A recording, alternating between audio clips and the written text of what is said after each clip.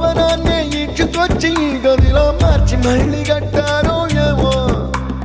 మాయజాలము తెలుసు మంత్రకారడి తెలుసు రెంటి కన్న ఇది ఇంకోటేమో నీలాకాశం నేలాకొస్తే ఇట్టాగే ఉంటాదో ఏమో ఈ సంతోషం దాచాలంటే హృదయాలు ఓ వంద కావాలేమో ఇంతందంగా ఉంటుందా ఈ లోకం ఇన్నాళ్ళు ఈ మనసుకి తెలియాలేదే